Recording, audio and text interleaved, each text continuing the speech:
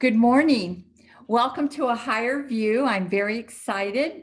I have Jenny Wiseman with me. Hi, Jenny. Hi, Dr. Laura. This is such an honor. Thank you for inviting me. Well, thank you. This was kind of a sneak preview of what my show is going to be in October 15th, and it's going to be called The Higher View. And the purpose of this is to kind of get to know people within our community and outside of our community, but their background and what they're doing now and how they haven't let COVID slow them down. So, Jenny, you've been a member at our center for how long? 12 years this summer. Oh, well, I want to thank you on something. This is interesting. We had a staff meeting with Dr. Joe was here for a little bit, and we had a meeting. And Jeff Harrison, who is our media guru, said that our largest demographic is from Chicago. Of viewers, not so much locally, but from Chicago. And we're going, how did that happen? And I went to bed and that night I go, it's Jenny. Jenny, because Jenny is from Chicago. She has a lot of connections. Jenny posts, thank you, Jenny. She posts and shares our Sunday talks and things that we do at the center. So I'm sure that hello, Chicago. Hello, Chicago. Great place to be from. Yeah. So we appreciate you joining us. We appreciate everybody that's joining us. But that's great. So anyway, I came from the Unity Church in Chicago, where Sherry Storch came from too, who's in our congregation, and I was in that church for over 20 years doing the pet ministry there too. So, were you doing the pet ministry then too? I was not the director. I was a volunteer. All right. So, Jenny, so how long did you say you've been at our 8 years? 12 years in July. 12 years. And have you had you've had the pets? Yeah, I would have been starting my 12th season of the pet ministry this September. My actual anniversary is in February, but I was starting my 12th season. Yeah. Oh, wow. Well, maybe by February we'll be back and That'd be lovely. Yeah. So anyway, so Jenny, tell everybody about your background. I mean, you're an Emmy-nominated producer and director, a television writer, journalist, author, and publisher, and who's been an activist for pro-social and positive entertainment during her diverse career. So what was that? And that was all in Chicago? Was that what you were? It was, yes. That's why people out here think of me as the dog lady, because I haven't done a lot of that since I moved out here. Yeah, that was all in Chicago. I started my career at the Chicago Tribune. I was the editor of the TV Week magazine, which at the time was the largest publication next to TV Guide in the country. Wow. So I got to interview every celebrity they wanted to be. We had over 1 million circulation for that Sunday magazine. And I was such a, what should we say, a fan growing up, loved watching television, loved meeting all the people that I've been watching all my life. And it was a great way to start my career. And because I was writing about television, that's where I got an interest of writing for television, because I really didn't, when I said pro-social and positive change, I really didn't like the direction television was going in with all the violence and all that. So I was always a proponent. I was on the TV Academy board in Chicago. Wow. So the Tribune really led me into my producing career, but also into my my publishing and being an author career, because I got the idea to write a book on the Dick Van Dyke Show when I was there. And that was one of my favorite shows as a kid. Mine too. Yeah. And I didn't imagine that there wasn't a book on the subject when I was writing a column called the TV Mailbag, and people were always asking me questions about the show and all that. And it was never off the air. You know, that show started in 1961 and it literally is still on the air today. And so I had a friend who became my co-author, and we felt like, we always say, we did so many radio and television shows with the book. We said, we kind of felt like Judy Garland and Mickey Rooney. We said, let's put on a show, let's put on a book. And we wrote the book and got to interview all the people, Mary Tyler Moore and Dick Van Dyke. Reiner had just passed away. I have a picture on my wall of our publication party at the Beverly Hills Hotel, standing among all those people. Well, for a little, my name was different then, back in Chicago, Virginia. It was a dream come true, because I did my very first vision board, not even know I was doing it when I was about 10 years old. I was, and this is what I still do to today. I was cutting out pictures from the TV Week magazine and putting them in an album. And I later got to be the person that was picking out those pictures and those covers for Oh, the magazine. Yeah, see, visioning works, huh, Jenny? does work. And I didn't even know that I was doing it at 10 years old. But when my mother presented me with the album when I was in my 20s, and I was the youngest woman editor ever at the Tribune. And when she presented me that album when I was in my 20s, and I didn't even remember it, and there were the covers of the TV Week magazine that I cut out and pasted in this album. And now I was the person picking Oh, those up. well, so spirituality's been very important in your life all these Always, years, then, always. right? I was raised a Catholic. My mother died in the wool Catholic, said a rosary until the day before she died at 90. But she was very accepting of me joining the Unity Church. She would go to the Unity Church with me, even on Christmas Eve. We always had a candlelight service as we do at CSL. And she was very supportive of that because Catholicism was a great way to grow up. 12 years of Catholic school, which I know you can relate to. Great foundation. And it just didn't serve me after my divorce at 30. And Right. my That's first 32. yeah, right. After my first minister there, I remember my very first service when a friend brought me there kind of by accident because I ran into someone and she said, "You're going to church with me." It was Sunday. And I went, "No." No. And she dragged me there. And I was in tears through the whole service, which is very similar to our service, you know. Right.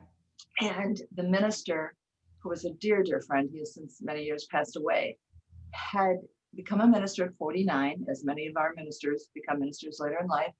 He had 85 unrelated jobs prior to that: cab driver, pizza maker, radio announcer, all these things.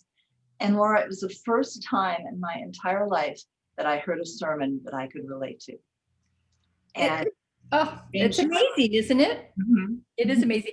I remember when I had already started going, and my mom lived here in the desert at the time, and I went with her to mass. And first I had gone to, Dr. Tom was there then, oh, and I had gone to, first I'd gone, it was Easter, it was Easter Sunday, and I went to church at the center, and then I went and picked up my mom at Sun City and took her over to the Catholic church, and we were, it was so packed, we were sitting, they have side portion, I was sitting on the side, and I was looking at everybody, and their face was just, and I had just left this service where everybody was laughing, and there was so much joy, and it was, I thought, yes, I'm at the right this at is the right good. place. And It that, served my mom. It's perfect. My mom was the same way. Said my mom and dad would say their rosary every night, very devout Catholic.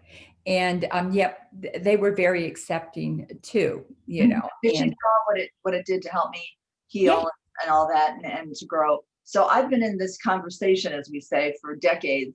And I certainly credit all my success to that foundation of spirituality that I could relate to. So after I left the Tribune and left my divorce, I always say my husband he was at the Tribune also, got the Tribune in the divorce because he literally stayed there tired. He's the only person I know that literally got the gold watch after like 40 Oh years in wow. the place. Yeah. So it was a good thing I left. Anyway, so then I moved to California the first time, and that's when I started producing cable television when it was just starting in the 80s. Really? So Is that what made you move to California to get yes, involved in the book yeah. and the book. Yeah. And the Okay. book. But I was living in West Hollywood at the time because that's where my co-author was living. So we were doing early cable television. Bob Osborne, who was a host on cable for years on the movie channel, we did the first Entertainment Tonight kind of show with him interviewing celebrities. So again, it was all about being in show business. And so then the Lawrence Welk was my mother's favorite show, and the publisher rarely asks you to write another book. You have to go in and pitch another book. So they asked us to write a book on the Lawrence Welk show, and I said, not my favorite show, but it's my mother's favorite show. So she was thrilled about that. And my dear dad, who's gone for so long, when the Dick Van Dyke book cover came out, it was a hardcover book and had a flat kind of cover. He was carrying that cover around to show his friends that his daughter had written a book. My parents never went to college. Uh-huh. I never imagined that would happen. So anyway, long story short, I was producing television, writing books in California, and then my dad passed away pretty suddenly in 1988. And my mom wanted to stay in the house. My brother and sister each had their own families, were out of the house. They wanted to put her in a retirement center, and she wasn't having any of that. And my job was so flexible, I could really live anywhere and do what I was doing. So I moved back to Chicago in my old room, and and it was really good for me because that's when I started producing these documentaries, which you can see on my website. I have links to the documentaries, and it was great because mom was there, and all I had to do was keep her in her groceries and baking. She wasn't in need of any kind of nursing care, just companion care. Right. And I got a little dog actually from the minister at the church who had to give up his dog. So she had a companion, my first little Yorkie, and I could go anywhere I want and have that as my base, which was great. But to go back in your room after being gone for 25 years was is that when your pet ministry started at that? So the pet ministry started at the Unity Church in Chicago when the minister found kittens in our building. They were renovating a building, and she put them up for adoption, and it became a weekly event there. But I was not the director. I started the bake sale table, which we do at our event. Do at our center. I took care of the bake sale table. Oddly enough, the girl who was the director didn't drive, which was a real impediment. So I would drive her to vet appointments or to pick up a rescue dog or whatever. So I became very involved in it. So that way, it was one of the most wonderful moments when the pet ministry started at CSL. I tell that story all the time, is when Reverend Joe, Dr. Joe would say, you know, well, what speaks to you here? I looked around and saw, you know, the seniors, the children, the Rainbow Alliance, everything, but I didn't see anything about pets. So I asked for a sign from God to get how to bring this up. And it was the Sunday that Dr. Joe, Reverend Joe at the time, brought out his 2 Labradoodles, puppies.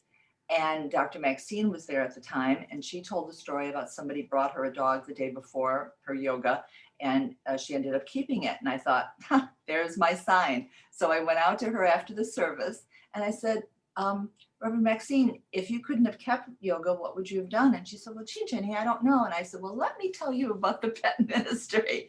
And it was born in February of 2009 with that experience. Oh my God. And going strong and filling so many over 100 pets, just bringing a few at a time. As you know, from September to May, we bring 3 to 5 dogs. And fortunately, to address the COVID issue, because of Christina, my rescue partner, I don't have the dogs, you know, she has the dogs. Right. We've been getting people, you know, asking us. It just happened last week. A friend of mine, who's a friend of Sherry Storch's, that's how I know her, said, oh, my boyfriend has 2 dogs, and you know, I'm looking for my own dog, you know, keep your eye open. I kind of like terriers. Well, I knew Christina had one and had been in foster care, and sometimes the foster care becomes a permanent home, sometimes it doesn't. A lot of times. Yeah, yeah. So I said, you know, I think Sandy would be a good match for Roger. The dog's name was Roger. And so that was 10 o'clock Saturday morning. We sent Sandy pictures. She said, okay, we'll set up a meet and greet. Christina meets them at 4 o'clock. And by Saturday night, Roger was in that home for a trial night because there was other dogs, and we always want to make sure they get along. And by the next day, he had a home. So that's what I live for. So Jenny, how did you get to the desert then? Okay, so what happened was, after I was living with my mom, and this is the sad part of the story, she was wonderful until the end in terms of being able to take care of herself. And then she passed away after about a month of really serious illness in 2002. I had to have care for her and everything. I was ready to move back out to California then, and I was going to move to Los Angeles. And then my sister started getting ill. I had a sister that was 11 years older, and a brother that I was 9 years older. And this is where the faith and the foundation got me through this time, because mom was 90, and I was dreading it, but I was prepared for it, you know, as I'm sure you were with your mom. But she died in 2002. We had a family home that we inherited. My sister said, and I said, well, I'm going back to LA. She said, there's a great townhouse right next door to me. How about coming and being my neighbor? And it was so out of anything I was thinking, but we were like an aunt and a niece more than sisters, because there was 11-year difference. That's my sister and I are 18 years. Oh, 18. Like my daughter. Oh, yeah. My mom got pregnant when I was a senior in high school. Wow. Well, my sister made a no, you know what a novena is, of course. She made a Yes. novena for a baby sister when she was 10 years old and Oh, promised the Blessed Virgin Mary that she would name me Virginia Marie. oh, My mother was 37 at the time. And she said, don't get your hopes up, honey. She said, no, I'm making a novena. Her faith was so strong. And my brother was 9 at the time. And I can't tell the story without tearing up. And so she made the novena, and my mother got pregnant at 30, which wasn't that common in those days. I And know. yeah, and so she had, um, you know, a, a, a baby, coming, and she said, "Well, honey, it could be a boy." And she said, "No, it's going to be a girl. I'm sure of it." And when I was born in those days, my dad came home after I was born, and the day after my mother's birthday. Her birthday's November 16th, mine's the 17th. And my dad was laying on the bed, and my sister walks in, and she says, "Daddy, how's my little Virginia Marie?" And he said, "Just fine." And that was there's a cartoon I've seen where there's a huge auditorium, and one person is sitting in that auditorium, and the caption is Convention of Functional Families. And I feel like I was that one person Oh, wow. because I was so wanted and so loved. And my brother and sister used to fight over taking care of me. I mean, Oh, that was how my mother. wonderful. She raised her own babysitters. So the sad part of the story now is that my mother dies in 2002. I'm deciding what to do with the house. And my brother gets mesothelioma and dies suddenly 2 months later. And my sister and he were, quite close. And she said, "Well, why, come on, why don't you come and live out here?" And we knew that mom found this place right next door to my sister, because my sister and I could have never lived together, but living next door was perfect. So I buy the townhouse out in Schaumburg, where God left his shoes. It's out way out by the airport. And my sister starts getting ill. Mm. And she had all sorts of health conditions, in and out of the hospital. And we finally became sisters. We went to movies together. We went to Curbs together. We went out to lunch together. We went shopping together. So that age difference caught up, which you probably experienced too. So we had 3 years of being sisters. And one morning she didn't bring my mail up to my place, and she'd been, on and off the hospital. And I go down to her place and find her dead in her bed. Oh, Jenny. So mom in 2002, Ed in 2004. This is now 2008. And at that moment, I knew I was coming back to California, because the only reason I was in Schaumburg was there. But if I have a choice of how to go, that's the way to go. She didn't know what hit her. It Yep. was so hard on the family, but it was a blessing for her. Yeah. So I had been to Palm Springs on vacation the year before. And I said, when I picked up the visitor's book in October, and it said 360 days of sunshine, average temperature 75 to 85 degrees, and less than 5 inches of rain, I said to my friend who I was traveling with, "I'm going to live here someday." And you know what?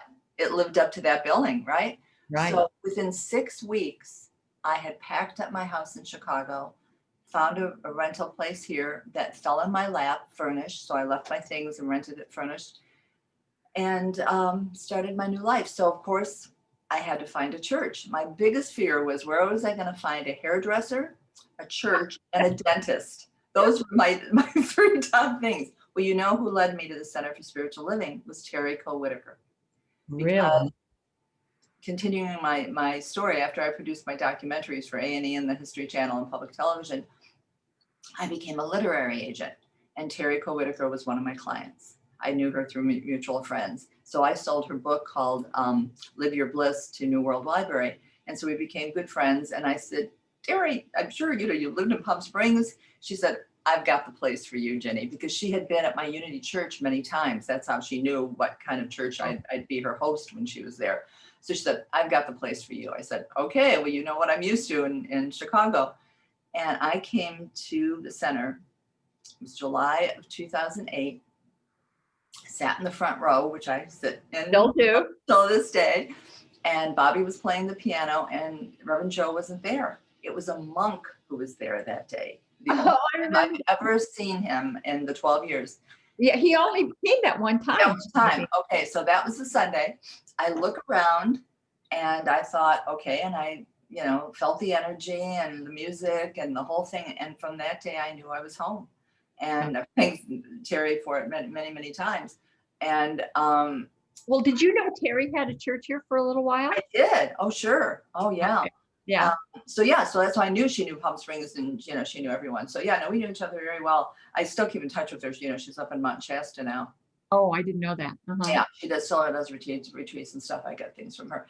But anyway, so my television career pretty much ended in Chicago because there's a lot of ageism in television. Mhm. And when you get to a certain age, they want the 20 and 30-year-olds. And it is a young person's job because when I ran around doing my documentaries, if you see, I highly recommend if you're looking for someone to watch on a Saturday night, the one about the couple that was stranded out on the water, it's called Bonds of Survival. I interviewed a couple that lived on the Pacific Ocean in a raft, basically, for 117 days. Oh my I God. actually went to interview them in England. And Wow. a father and a son who were lost in a snowstorm in a cave, and and then my favorite is about Chicago. It's about the Edgewater Beach Hotel where people used to go dance back in the 40s with the big bands. And it was wonderful. I've never had a child, never given birth.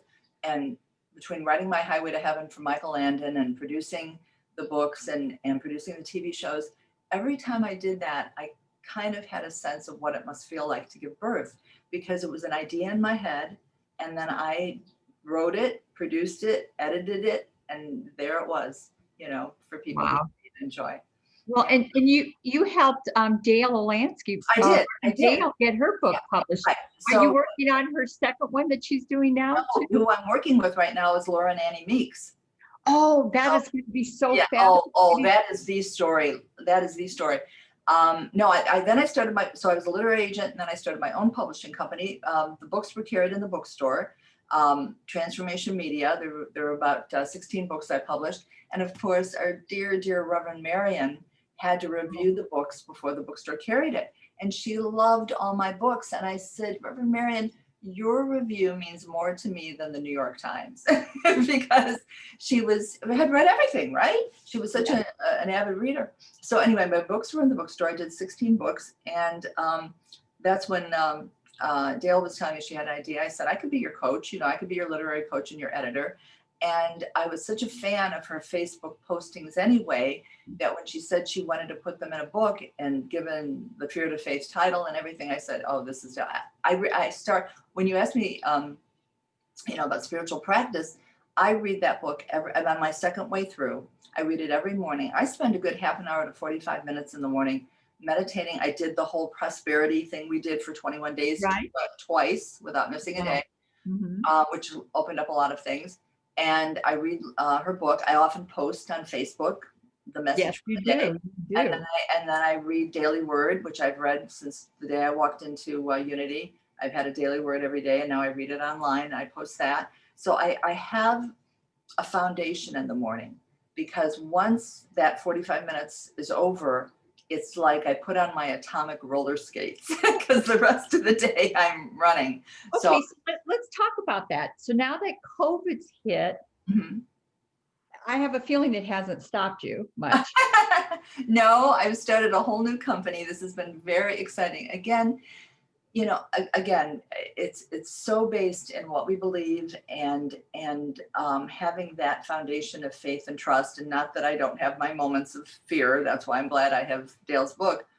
And I certainly, being the empathic personality that I am, because I am a rescuer, I'm having some stomach issues and things now because I internalize everything. And I'm trying not to be such an addict to what's going on in the world. Right. But having had a journalism background, and a media background, it's really hard to separate the two. So to answer your question, I was really scared when it started because I had been working with Laura and Annie. So Dale recommended me to them, and Laura and Annie and I were friends prior to that. And when they told me their story, I taught film and television writing at Northwestern. I said, you couldn't make this up. This is one of those things where the truth is Right. So let's tell our viewers who may not know who Laura, Laura yeah, and Annie are. This is going to be an amazing story. it is. Laura used to be Lawrence, Right. and they were married. He is this gorgeous man in the Air Force, Pilot. pilots for bomber jets, and she also was in the military. And then he finally realized that what was wrong in his life was that he was really a woman inside. And to tell Annie this, and here she's been in love with this gorgeous man, and the story how she stayed with him, and because she said she loved the person. And oh, I mean, I get God bumps. I get goosebumps. I do, and I interviewed them for hours on Zoom. We do Zoom interviews. I'm now editing with them the chapters, and we've talked to a few agents about this. It's a movie. Every time I read It's this, got to be like a HBO series. it does. We're talking. We're hopefully Showtime or something something. to Netflix, because now they do these 3 and 4 part things. There's way too much stories in 35 years to do 2 hours. Right. And of course, my favorite actor in the world is Hugh Jackman. And he would be so good. perfect because he's handsome enough, right, for the pilot, and pretty enough to play Laura, right? And that is a juicy role for an actor, right? I mean, you could really sink your teeth into that, right? So they're a joy, and they're such an inspiration. I tell them this all the time. In fact, I was reading chapters of Laura's book, and then we meet on Zoom on Sunday. And I often start the Zoom meeting with a standing ovation because I've just read a few chapters, and I say, you get a stand. They're good writers, they're good storytellers, and Laura is pulling back the curtain in a way that's so impressive, because it's pretty personal. You know, people ask her very personal questions. They ask me personal questions and she's pulling back that curtain and telling them, and the bottom line, the subtitle is Major Transformation is our working title, which is a play on words, obviously, because she was a major in the Air Force. But the subtitle is really what it's probably going to be, which is Loving Without Limits. Oh, that is them. That is so absolutely true. And we use the analogy, you know, marriages break over the husband coming home from work and saying, we got to move to Cleveland for my job. And the wife says, I'm not going, you know. Things like that, and to be able to, for Annie, to love the person, and again, you know, people thought she was a lesbian. She's not a lesbian. You know, all these things that they had to, and the norm is that people do break up. Yeah. You know, it's not common. So anyway, it's an honor. It's a privilege to be working on that book with them. And so going back to what happened in the desert. So I get here in 2008, and there weren't any television opportunities. I started the publishing company, and truly my focus did become the pet ministry, because I really felt that that's where it's important about making a difference. You know, everything I've done has been about making a difference. And the pet ministry has now led me to 2 things that I've been doing in COVID, to answer your question. I saw 2 pressing needs doing the pet ministry all these years. All the seniors that we have that wanted pets, seniors who were calling me saying, there's no place for me to rent. There's no place to get into affordable housing with my pet. What do? I'd rather live in my car. You know, it was horrible. And now with COVID, it's going to be even worse. And all the senior pets that go down at the shelters because they don't have a home. And we'd like to turn this into a no-kill community, but those are the numbers that skew the numbers, because they don't get homes, they go down at the shelters. So I came up with the answer, and I've got all sorts of people stepping up, including the city of Palm Springs. I've talked to the mayor pro tem, the building department. I'm meeting with somebody on the phone on Friday that's building another affordable housing. I created New Harmony Habitat, a sanctuary for senior people and pets, and affordable housing with a state-of-the-art material that's inexpensive to build, doesn't take a lot of time to build. It's fireproof, it's mold-proof, it's durable during earthquakes, and we can build like casita-size houses, 1 bedroom, even 2 bedrooms, that we can rent for affordable housing rates. And here's the big issue. People call me we deal with this in the center all the time. Well, I'd like to adopt a pet, but what happens if I have to go in the hospital? Or what happens to that pet when I die? Well, you're going to be set up in a community where there's going to be buddies for everybody. So you know that if you have to go to the hospital, your buddy's going to step in. If you die, somebody's going to adopt your dog. And that is such a peace of mind for people. And if they don't want to adopt, they can foster, because the way we save lives, is fostering. And it just solved so many issues, and I've gotten such a great response for it. So I'm making that my project for the future.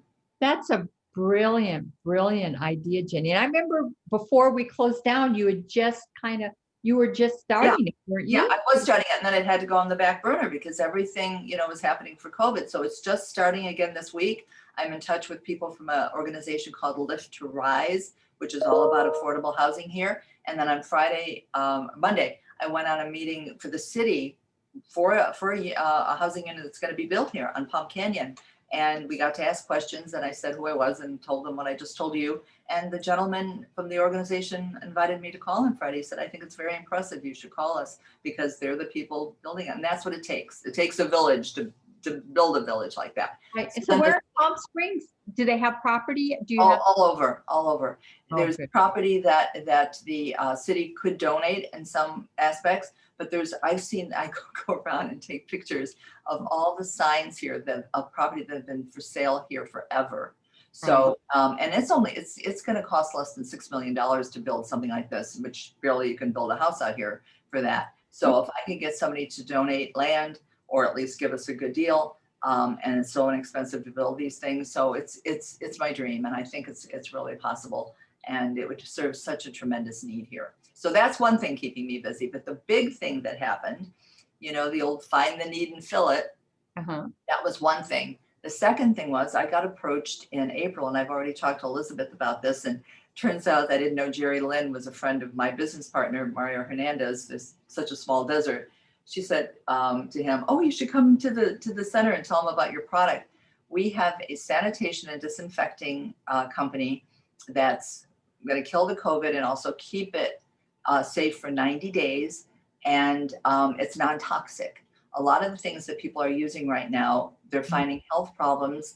And I'm so interested in that because we want to use it around the pets and around kids and all that. So we've been building this company now since May, and almost everything's been closed where we would normally be doing our business, but now things are starting to open up. So we've got the products, we call them service providers and applicators, and we can go in with a fogger, and and you can use the facility the same day. There's no time to turnaround time, and it's got to happen. All the things that we can do to make ourselves safe so we can go back to our normal life. So that makes me feel good, because I feel like I have wonderful partners, and we all have the same vision. We want to give back to the community, and we want to make everybody safe so we can go back to some sense of normal. I have a question about that fogger. So do you guys come in and fog, or can people buy the equipment so they can do it themselves? Yes, both. Okay. So like if someone like William wanted to do the center, we can provide him, we could recommend, it has to be a certain kind of fogger that we can't use ones that heat up and that kind of thing to destroy the thing. But we recommend the fogger, we can sell them the products and show them how to do it. And that's all, because then you could do it after, every service or whatever. We see people going around with the spray bottles and the cloths, and, it's just not doing it. Right.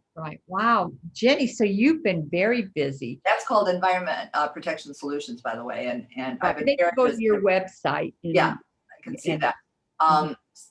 Everything is at jennyweissman.com. But people, I've been on some of the, obviously, different Sacred Circle and different calls, and people were feeling so isolated. And I said, thank God it is at 1990. We have our phones, we have Facebook, and most of all, we have Zoom. I said, we would be living in caves in 1990, right? Absolutely. I am on Zoom the entire day. I have a wonderful colleague in Rancho Mirage. I have a virtual assistant in the Philippines. Wow. She's the one that put together that lovely post that was on Facebook. And so I start my morning, usually, in the morning with him. and we're on all day, and we can be on each other's screens. You know, he can work on my screen, I can work on his screen. Then we work all day on Zoom. I have colleagues in Minnesota. I have another colleague in Tennessee. So I'm with people all over the country. And then at 5 o'clock, with a 15-hour time difference, she's getting up in the morning at 8 a.m. and I'm ending my day at 5 o'clock, and we work for another 2 hours on Zoom. So Wow. I never felt isolated. And it was a miracle that we could keep working, create a business, connect with people, and stay positive. You know, the big thing was the staying positive, because um, I know a lot of people have really had an issue with that, Right. being able to do that. Yeah. And you're getting those calls all the time. Right. Yeah. No. And it's like my court reporting business. Yes, what You happened? know, I'm doing depositions via Zoom too. It was interesting because at first the attorneys were like, "Nah, we're going to just wait until we open up," and the judges in court say, well, we're not going to give you extensions on your discovery because you could be doing stuff. So they knew that there was Zoom, but the attorneys weren't availing themselves. Now we've got every day our calendar is really full, but I asked about that, about your fogger, because we do have depositions, and that's what we're doing after the deposition, wiping down the tables and the chairs and stuff. But I love the idea of that fogger where we could just go in, blast the place, and know that it's okay for the next day and stuff. So It is. And we have FDA and EPA documentation saying that that's all true, because I know the government would be really interested in knowing it's all valid. Yeah, so we have all of the documentation that proves that it works. that's awesome. So I so admire that you really have used these spiritual principles your whole life to manifest, to recreate yourself constantly. And what a an amazing story. And Jenny, I hope you are writing a book about your journey. No, you're not. No, no. It's such a difficult thing to do. I mean, I literally typed my Dick Van Dyke and Lawrence Welk book on a on a electric typewriter. Thank Oh God my, for a what we selectric? Was it really a selectric? a electric, yeah, but with the corrected tape and all that. Uh-huh. We literally did cut and paste in those days. You know, we Right. rearranged the chapters and all that. Yeah, no, that isn't a burning desire for me at all. I love what I'm doing with helping other people, especially people with stories, like Laura and Annie. That I'm more. If I did anything else again, it would be the producing, and yeah, that would be the thing.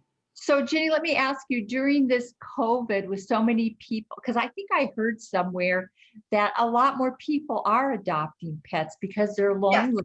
yes. And so are you finding that with the pet ministry that a lot of people are contacting you, asking you for That that? happened. And not, of course, as many as we'd like, but what we also found out was there weren't as many what we called owner surrenders. We do get them obviously when somebody dies or has to go into a nursing home, but people were keeping their pets, and usually we find strays. And we haven't even Christina hasn't told me we've had Roger was a stray, but she had him for quite a while. So people were kind of hanging on to their pets a little bit more, and because they were home more, sometimes they just don't have the time for them, so they were keeping them. So yeah, no, the pet ministry is kept going, and I fortunately got a grant that I applied for, so because I don't have my fundraising anymore on the patio, Right, and right. I do have, which is a big help. I do have a couple of regular donors. Patrice Carpenter and Steve Reed are regular donors of mine, and that helps a lot. But I did get a grant, which is keeping us going, because what we use it for, and again, people were bringing food to the center, they were Yes. bringing supplies.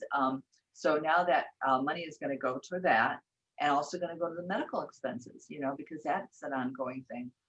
So it's been important to keep it going, because yeah, after 12 years, I think I'm the longest running organization at the center. You definitely are, for sure. And I know it's made a huge impact on so many people's lives, and of course the animals. Oh my gosh. Well, you see my signature line in my Aubrey put that together too, my virtual assistant, that I say there's rarely a Sunday that somebody doesn't come up when I was there to tell me how wonderful their bed is, and sends me pictures, and it's again having no family. And again, so after I lost my mother, brother, and sister, I have no family. I mean, that was my family, and I have a niece back in Chicago who I may go to Chicago again. I don't know, but that's what's been keeping me going is my CSL family, as I always say in my posts, and the fact that I kind of see that we all like to think we leave some kind of legacy with our family and with our children, as you do with your sons and your grandchildren. But I feel that's my legacy, that those pets are really something I can leave behind. And I've often said, though I'm not in a position to do it with money, I just do it with service. The one word that I want on my tombstone is philanthropist, because Oh, that to me is what life's about. right. Oh, Jenny, what a great example. So right now, I mean, are they still euthanizing a lot of pets with Not what? as much. Riverside County, it's not as bad. We get numbers, and I haven't seen them in the last month or so. Where we really had an issue was with cats, and you've seen very few cats on the patio because even though there have been some, and we've had some adoptions, they don't show well in that environment because we have to keep them in the cages. People want to take them out. We can't do that in the open area. So where we really have a problem here is with the cats, and we have what we call community cats now. They used to be called feral cats. And Right. Best Friends, who is the big rescue shelter and sanctuary in Utah, gave the city and the Palm Springs shelter a grant years ago, 2 years ago now. They came and did what we call TNR, trap, neuter, and release, because there's no home for these cats. But as you know, one cat in a lifetime can have a six litter of kittens. Oh, wow. One cat with all the litters reproducing and not being fixed could produce thousands and thousands and thousands of cats. So we go out, I don't do it personally, but I have rescue friends who do, go out, set the traps, get the cats, take them in, get them spayed or neutered, and then release them back to their environment. And then we save all that reproduction. So that's what's going on now. We've got a trap, neuter, and release going on with Kittyland. That woman that was working with Best Friends and continued on with Kittyland. So we're always looking, I'm always donating to them. That's another thing. When the pet ministry gets money in, I do the things we need, and then I see an organization in need, and then I help them with that money too. So right now we're contributing to the trap, neuter, and release, because there's no homes for those cats. We can't keep having them reproduce. And they're in some of the high-end communities here. Some of the really high-end communities will have a community cat problem. So by at least doing that, we're not contributing to the population. So Right. that's I would imagine near the cities, near the housing near mountains and stuff where they can roam around and come in and so forth, that they would really, there would be an issue with that. there would be, yeah. So no, the work continues, which is gratifying to me. And we're always here for people, like I said, if they do have medical needs, or if they have to turn in an animal, or some, I've gotten such sad stories. Some people are not in a financial position when their pet dies to do anything with it. So they call us, and we take care of, the euthanasia and the cremations and all that. So the work goes on. But that's what's so exciting to me about New Harmony Habitat, because I feel that it could be a template. Once we get it all worked out here, we're looking at about 36 units to start here. That could be a prototype for certainly all through the desert and through Los Angeles and all through California. Right. Wow. That's great. So Jenny, if people wanted to get involved, with your pet ministry, they could just go to your website and On my contact website, you? yeah, and my email address is there. We're always looking. Sometimes some of the things I need are transport kind of things.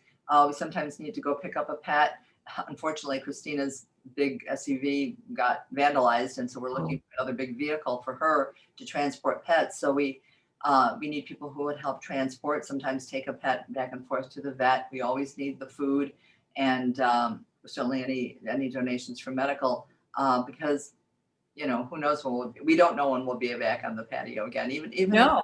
if they open up for churches, we still don't know when we'll be back on. Huh? Right.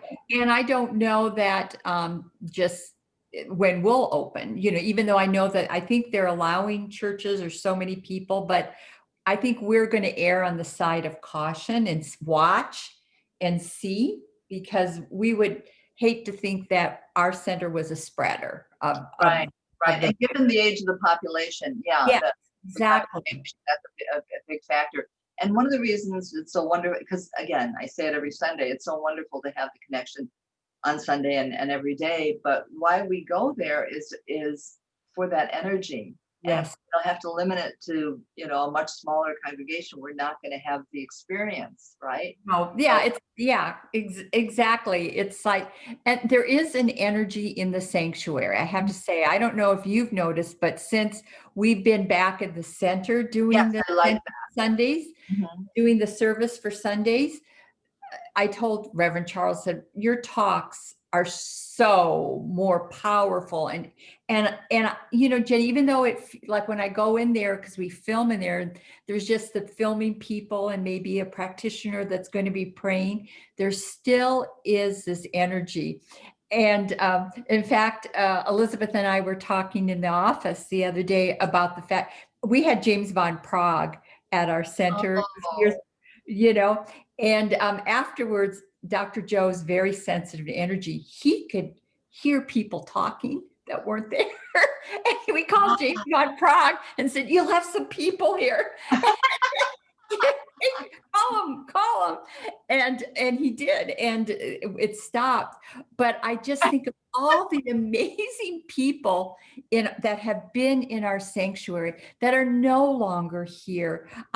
Elizabeth and I were envisioning Dr. Tom in there and all these people that have made their transition, just getting together and keeping that energy, that amazing energy within our center. And so I know that we're looking forward to coming back, and I'm looking forward, for you and the pet ministry. And definitely you need to keep us posted on, what's going on with all your different projects. yeah, because there's so many people who've already asked me at the center about that. That would be, every affordable housing, senior housing here has a waiting list of up to 2 to 3 years. I And imagine. and even this one that they're building, which sounds wonderful, it's not going to open until 2023. And I thought, when you're a senior, two You to three years, you might be gone, right? right? And So you'd be very lonely and worried about your pet all that time. And so a lot of, because I'm not familiar, they don't allow pets, right? In a lot of these a lot assisted. of them don't. This new one that they're building, they will, because I asked that question. Some don't, or they allow one. So Right. if you've got somebody with a dog and a cat, it's Sophie's choice. What are you going to do? And Oh, you can't take a senior pet to the shelter. That's a death oh, sentence. So yeah, so I feel we're solving a lot of problems, and it's only going to be more so now with what's going on. And it was a need back that a year ago that's when I thought right. about Before all this happened, right? even more of a need. Yeah, for sure. So yeah, Yeah. so that's needless to say, I keep I keep busy every day, and that's why I don't get to go on at 10 o'clock live. I'm so That's me thrilled. too. I have so many, Wednesdays and Thursdays are my church days. So I'm available to do Uh-huh. stuff. But even then I'm in church Wednesday doing what I need to do, and then Thursday with this. But yeah, but thank God for Zoom, right? Yes, Thank God and for for you too. technology. So I can watch us on the TV. I watched some of the Sensational Six yesterday on the TV, and a little bit of the Jafan Seeley interview on Tuesday. And so yeah, you get to watch it, whenever you want. Oh, this has been so amazing that we could live like this and still feel connected, because it really, I can't even imagine what it would have been like 20, 30 years ago. And where there's a will, there's a way. Everybody found a way to do it. Yeah, it has been amazing. I want to thank Jeff Harrison and Swing Oh, Point that's Media amazing. for Yes. for all they do for us, that we can come every day like this at 10 o'clock. And we thank everybody that supports our center. Go to our webpage, to help us, because this does cost money It to, does cost money, but you know what I've done, because you know what I miss most is going to brunch on Sunday with the girls. We were always going to Louise's. Right. You saw half the congregation there. We loved our free mimosas. That's why we went there. And what I've decided to do, since I'm not driving to church, there's no gas, and I'm, in Palm Springs, so it was a ways to go. People, in fact, I had a few friends visit, and they're like, "You drive a half an hour to church on Sunday morning when there's a church, Palm Springs Church is 5 minutes from my house." And I said, "Nope, this is my center." But anyway, we always went to Louise's for brunch. So I decided for my donation that I would add my brunch costs to my donation. That's Yep. what I do. I thought this is what I was spending on a Sunday anyway. So I just add that to the donation. Well, that's it. People, you are saving a lot of money on hair and nails. Give Then it to the yes, center so yes, that yes. we can keep doing this all the time, right? Yeah, and gas, And I gas, think I've yeah. filled up my tank twice since March. Yeah, so that's what I love, Jenny. I love the fact that, and that's what this higher view is, let's not sit around, oh, woe is me, the world is terrible. I love that the passion that you have for everything you do, there is so much passion. And that's what makes you so successful. That's what makes you people gravitate and want to help because you stir within them, you awake. If that is their calling, they'll hear you and they'll say, I want to be a part of that.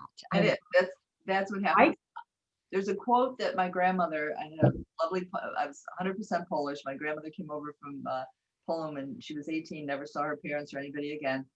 And it was the only grandparent I knew. And she spoke Polish till the day she died. She spoke English broken to her grandchildren, but she used to say something that has always stuck with me. And I think it so applies to this time.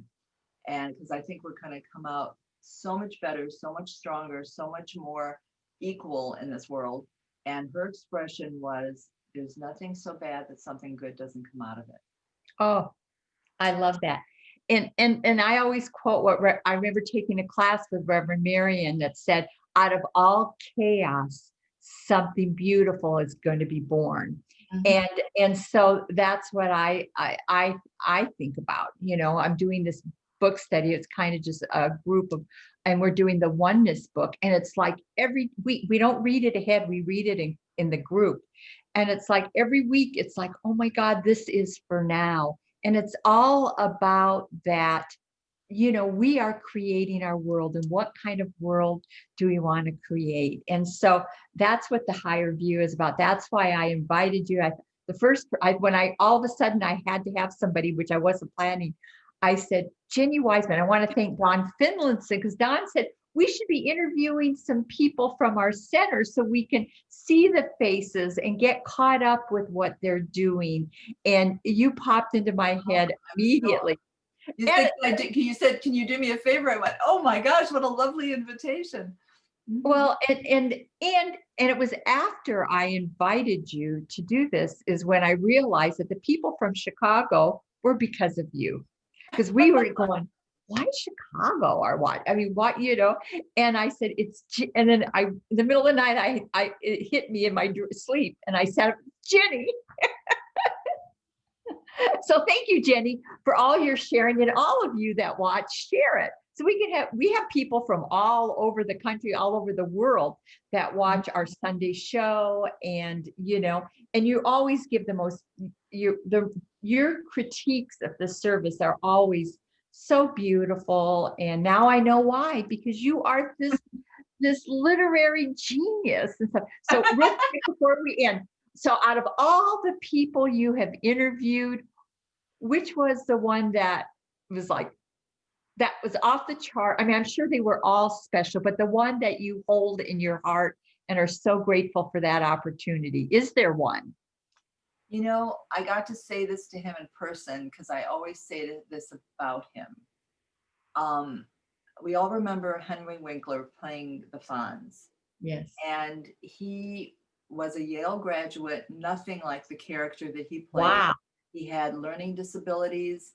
He was a completely different kind of, I don't know if he was a covert kind of person, but he was not anywhere like the Fonz. And I got to know him pretty well when I was at the Tribune.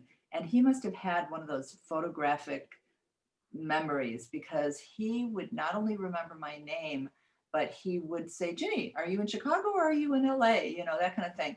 And occasionally I'd have business with him and I'd have to leave a phone message and I'd come home and press my phone machine in those days. Right. In those days. Yeah. This is Henry Winkler, give me a call, you know. Mm. He was so accessible. Now he was about 5'5" and I was in heels, 5'9". And one time when we were parting ways, he had to actually get on his toes to kiss me on the cheek. How special. And he's still going strong. So He is, he just won an Emmy last year, the did he first win it time in his for career. that? Yeah, Oh, for the show he's on now, and he won it last year, and it was first Emmy after all these years. But I got to, after I'd been telling, because people ask me that often, and I would say that about Henry Winkler, and then I got to meet him again, up with him again years later. And I said, Henry, you know, people always ask me that question. And I say, I have one answer. And I'm so glad to be able to tell you in person that it's you, because oh. it just is such a genuine person.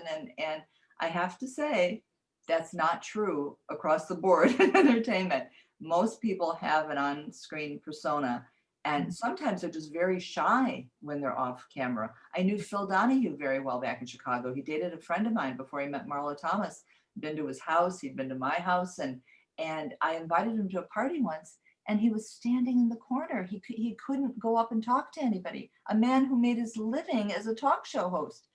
You know, it's fascinating. You know that Right. To see like behind the curtain, behind right? the curtain. That's Sure. what you're seeing. You're seeing behind the curtain. And it's yeah, and we put them on this pedestal and we want, you know, and that may not even be the person that we really know. We don't know. Really, no, and they have the right, you know, to Right. have their privacy. You don't have to, but that's always. Thank you for asking that, because he's so special, and I'm glad that he still has the career and has the. I think his show is Barry. Is that the Very. Barry?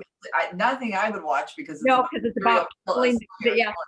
And, Yeah. but I like Hate or whatever. I can't remember his first name, but I like. Oh, it's so funny.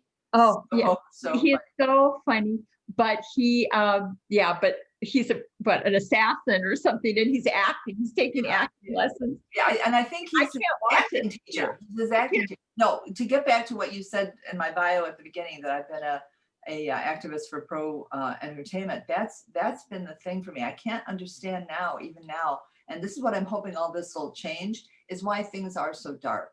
You know, let's start doing the inspiring, and a lot of things are. You know, Well, I think that's why Schitt's Creek won.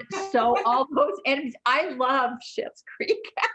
I've only watched a few episodes. I have to get back into it, but I've never. And I went to the Emmys. I've been to the Oscars. Oh, you know, wow. I've done those things, and I have never seen there's been sweeps, but never in every category. They won it. We just every lost category. you. Is our time up? Oh, I don't hear you. You froze. Oh, Yes. Jenny, you froze. There you are. You're back. Or maybe it's me. Yeah. Oh. It's you. I never saw another show win in every single category ever. So I think we've got some chats there. Are people talking to us? No, I think that's just Krista from who's Okay. handling it. Okay, she was just telling me that you're still here. So I'm still here. Good. good. That's good. Sorry, I'm always the producer here. I have to. Oh, thank you. Well, it's great having you there for the first one. But Jenny, what a legacy. And I know that our center feels so blessed to have you and all you do for not just our center, but for the community. And you're an inspiration for all of us, especially women. Well, thank you. You know, really, right? Because and you and I grew up in that same era. It's not easy for women. And the things that you accomplished, that was a man's world. Oh, really. Right. And to be picked as that editor when I was so young, and to be the youngest, woman's editor at the Tribune was astounding, because that just didn't happen in those days. It was a glass ceiling kind of thing. And I was happy. So I did that. I keep breaking the glass ceilings, but I have to say a thank you to you for all the inspiration and the classes I've taken with you. Yours was the very first class I ever took when I came here 12 years ago. It was the Ho'oponopono class. Oh, yeah. Yeah. Boy, that's a good thing to remember, right? And my big fear, and I know we only have a minute left, is what Reverend Charles was going to say about the pet ministry, because again, Dr. Joe was such a supporter of it. And I remember the day, I love Reverend Charles. And again, it's been a transition, and that's Right. why I'm so glad we have him doing the services now to relate to. But when I took him by the hand and I said, well, let me show you the dogs and let me show you what you do. And he's going, this is great. This is great. This is great. I thought, oh, thank goodness, because it could have gone the other way. Somebody would have gone, dogs on the patio. How could anybody? I know, but you never, But you never know. You never know. you never know. But he's been wonderful and you've been wonderful. And again, I say it every Sunday. Thank goodness for this family and for the support and for the connection. You've kept us connected all these many months, and my heartfelt thank you for that. Well, Jenny, I know you don't get to do the 10 o'clock all the time, but make sure you go back and watch what Reverend Charles is doing tomorrow. I know. Where in the world is Dr. Joe? Yes, I know. It's like, where's Waldo? It's going to be, where's Dr. Joe? So make sure everybody. Oh, I will. I do. Well, see, I catch up on the weekends. Right. I have one appointment with Laura at 5 o'clock on Sunday and Annie. But I do. I binge watch now. I understand how people can binge watch because one episode goes to the next, right? So now I'm into the first season of This Is Us, which I never watched when it was on the network. And oh my gosh, what a heart tugger that is. But I watched the episode, I'm like, well, I'm done. And then it goes into the next episode. So you just keep watching. So I'm going to do a binge watching of the CSL channel. Good. All right, everyone. Well, thank you for joining us. My first guest on The Higher View. And I will see you back in October. Jenny, just keep us posted on what's going on with you. I will. Thank you so much. And I wish you the best with this. It's a great idea. Thank you. All right. Bye, everyone.